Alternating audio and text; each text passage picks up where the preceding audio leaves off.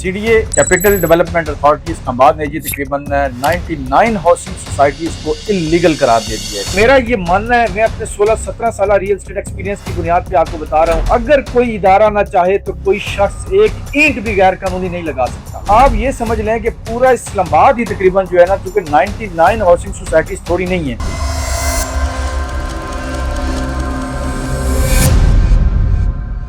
बिस्मिल्लाहिर्रहमानिर्रहीम, अस्सलाम वालेकुम व्यूअर्स। रिलायबल मार्केटिंग के प्लेटफॉर्म से आबिद नसीर आप सब दोस्तों की खिदमत में हाजिर हूँ। उम्मीद है मुझे देखने और सुनने वाले तमाम दोस्त अब आप खैर औफियत से होंगे। अल्लाह पाक सबको अपने हिफ्ज़ ईमान में रखे। अच्छा, मुझे एक चीज में बड़ा ताज्जुब होता है, ये जो इदारे हैं, सीडीओ हो गया, आरडी हो गया, इस तरह के जो इदारे हैं, ये हर साल ना बस जस्ट अनाउंसमेंट करने के लिए या एक वो क्या कहते हैं फोटो सेशन करने के लिए कार्रवाइयां करते हैं। अब ये जितनी लिस्ट आप देख रहे हैं, इसमें गोरी टोन भी है, मतलब इसमें बेशुमार और सोसाइटीज आपको, यानी कि वो समझ लें कि आधे से ज्यादा इस्लामाबाद इन्होंने इलीगल डिक्लेयर कर दिया। ठीक है, तो जब ये सोसाइटियां बन रही होती हैं तो ये इदारे कहाँ होते हैं? आखिर इनका काम क्या है? इनका काम यही है मॉनिटरिंग करना कि कौन सी इलीगल एक्टिविटीज हो रही है, डेवलपमेंट हो रही है, उसको देखना। और जब ये बन जाती हैं तो ये जनाब 10 साल बाद, 5 साल बाद हमें बताते हैं कि भाई ये इलीगल है। जब लाखों लोग, हजारों लोग उसके अंदर करोड़ों अरबों की इन्वेस्टमेंट कर चुके होते हैं, तब इन इदारों को होश आता है कि अब हमें जो है ना एक्शन लेना चाहिए। यार खुदा का वास्ता है, लोगों के ऊपर रहम करें। ऑलरेडी आपको पता है मुल्क के अंदर महंगाई है, बेरोजगारी है, लोग पता नहीं किस किस तरह अपनी जमा पूंजी इकट्ठी करके उनकी जिंदगी का बेशुमार, यानी कि 80-90% लोग तो हुए होंगे जो जिंदगी में शायद एक ही प्लाट ले सकते हों। कुछ तो ऐसे हैं जो लेने का सोच भी नहीं सकते, लेकिन बहुत सारे ऐसे हैं कि शायद जो वो एक प्लाट अपनी जिंदगी में जमा पूंजी अपनी इकट्ठी करके वो लेते हैं कि चलो यार हमारा घर बन जाए, हमारे बच्चों के लिए छत बन जाए। ठीक है, तो आप लोग उस टाइम सोए रहते हैं और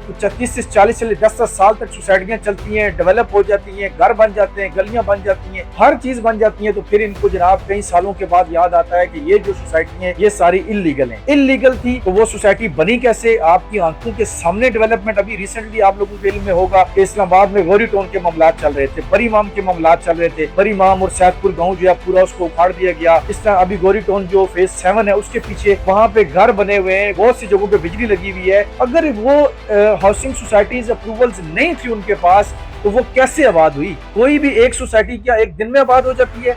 या एक दिन में किसी बंदे का घर भी कोई शख्स बनाता है तो 6 महीने साल लगते हैं उसको घर बनाने में। तो लोगों के ऊपर रहम करें, ये इस तरह के टोपी ड्रामों से बाज आए। मेरा ये मानना है, मैं अपने 16-17 साल रियल एस्टेट एक्सपीरियंस की बुनियाद पे आपको बता रहा हूँ, अगर कोई इदारा ना चाहे तो कोई शख्स एक ईंट भी गैर कानूनी नहीं लगा सकता। ठीक है, इन्हीं के लोग उसमें इन्वॉल्व होते हैं, यही लोग उसमें मुलव्वस होते हैं, ये लोग उनके सामने ये चीजें बनती हैं लेकिन ये आंखें बंद कर लेते हैं, कोई इसकी कार्रवाई नहीं करते। जब ये चीजें बन जाती हैं तो फिर इन लोगों को होश आता है कि यार ये सोसाइटीज तो इलीगल हैं। 5-7 साल बाद, 10 साल बाद जब लोग अरबों रुपया अपना उस सोसाइटी के अंदर झोंक चुके होते हैं, वहां घर बना चुके होते हैं, प्लॉट्स ले चुके होते हैं, तो कम से कम मैं प्राइम मिनिस्टर ऑफ पाकिस्तान से और वफाकी हुकूमत से गुजारिश करूंगा और जो इस्लामाबाद के करता धरता इनसे गुजारिश करूंगा कि खुदारा इन इदारों को देखें।